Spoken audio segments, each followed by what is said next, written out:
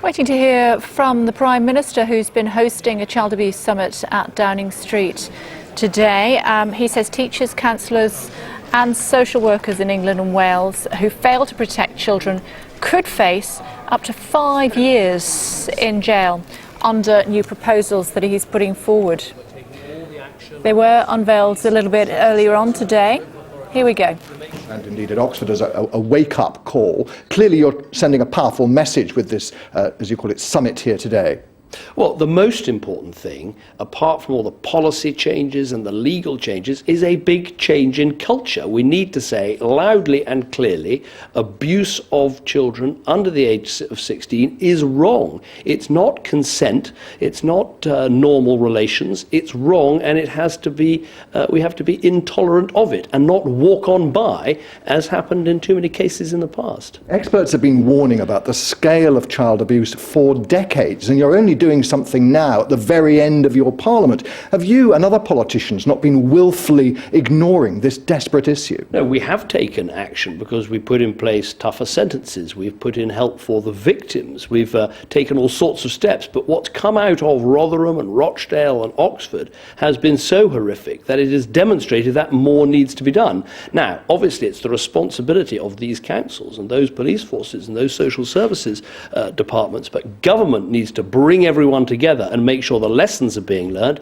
and any legal changes that are necessary are passed. So out of today comes help for whistleblowers, help for victims, changes to the law to make sure that willful neglect is made a proper offence. But this is 5 years on. There was nothing in your manifesto or the coalition agreement that even mentioned child sexual exploitation. It shouldn't have come as a surprise to you. Well, I don't accept that we haven't done a lot about it. We have. We have put in place better police training. We've put in place longer sentences, more help for victims, a whole set of things. But these events at Rotherham and in Oxford have happened after the last manifesto was written. They've happened during this Parliament, and what I'm determined as Prime Minister is that we end the walk-on-by culture that too many police forces and social work departments have demonstrated. How will threatening social workers with jail encourage good quality people to give their lives to this profession? Well, we're doing great work to encourage good people into social work in the first place. So we're having an equivalent of Teach First into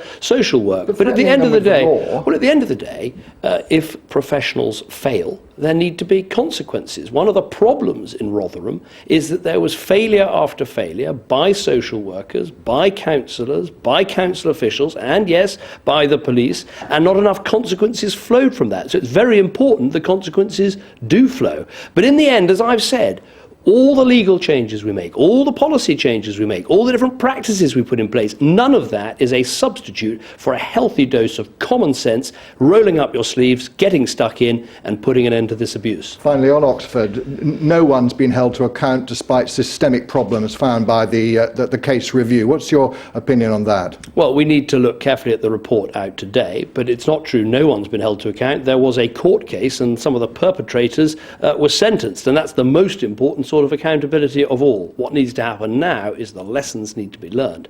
There's some evidence that in Oxford that has happened, but I'm sure there's more work to do. Thank you. Thanks a lot.